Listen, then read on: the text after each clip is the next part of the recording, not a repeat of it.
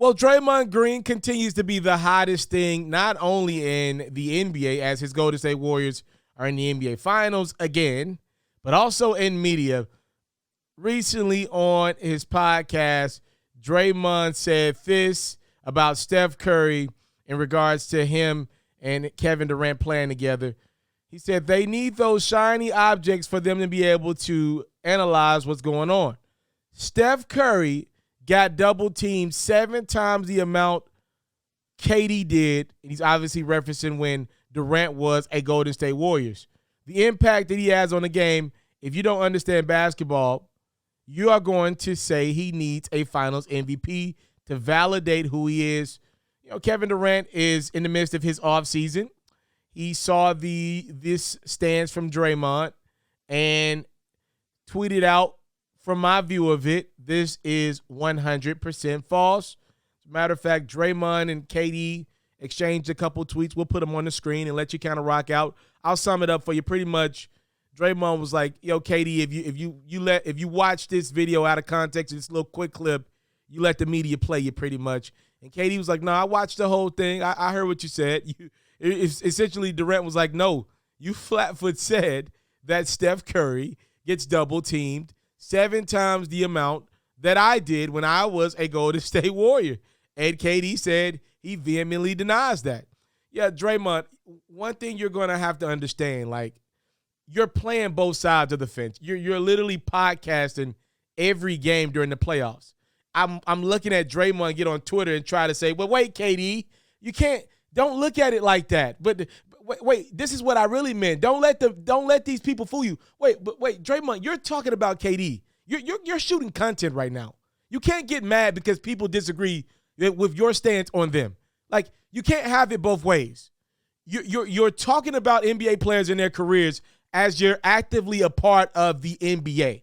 You can't have it both ways. People get to say whatever they want to say about what you said about them. You got the right to talk. Look, you're an NBA player. You're going to go in the Hall of Fame, and I would argue probably first ballot, definitely no later than second ballot.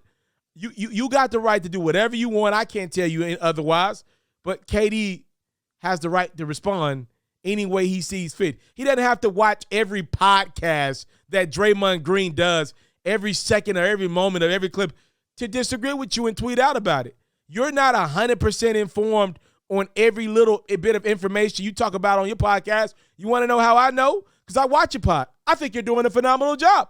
Draymond Green is the only NBA athlete that I believe has a small percentage chance of being the next Charles Barkley whenever Barkley decides to hang it up.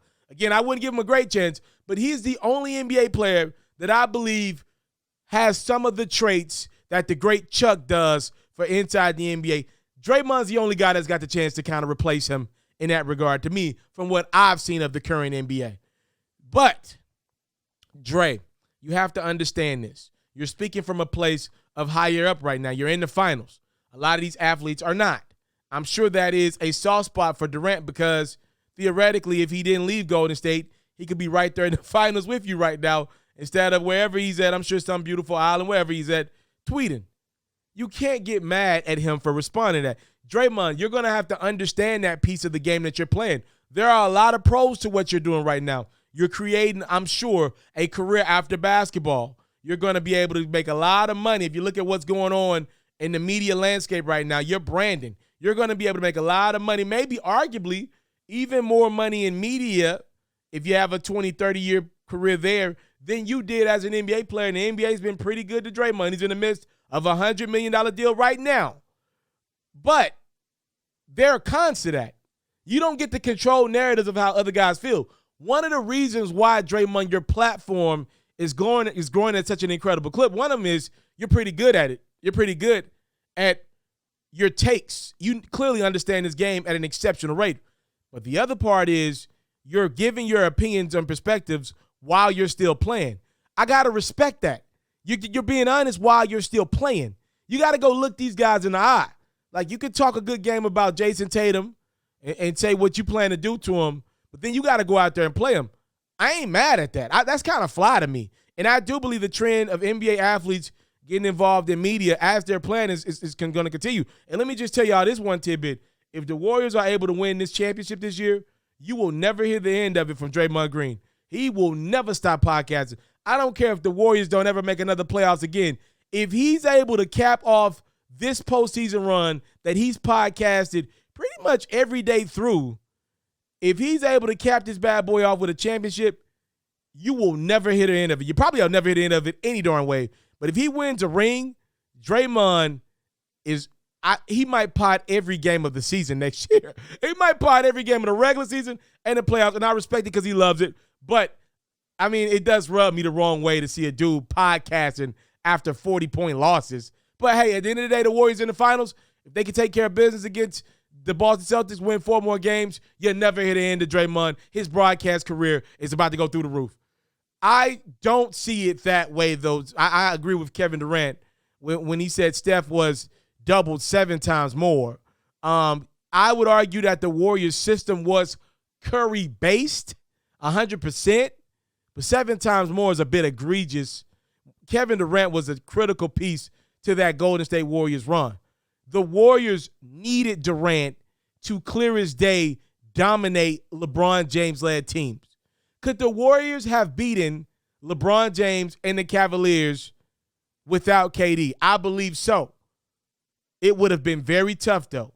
Signing Kevin Durant ended all doubts. LeBron and the Cavs never had a chance, in large part due to the fact that when the Cavs were able to boggle down and guard Draymond, Clay, and Steph, figure out a game plan to knock them out, when you added Durant to the fold, there was just nothing you could do with that. There was nothing the Cavs had. There was nothing, including LeBron James. There was nothing they had to deal with all. Just too many weapons on the court. Too many guys that could be on that rarely have off nights. It was too much. So, yes, Steph Curry is the focal point of the Golden State Warriors offense.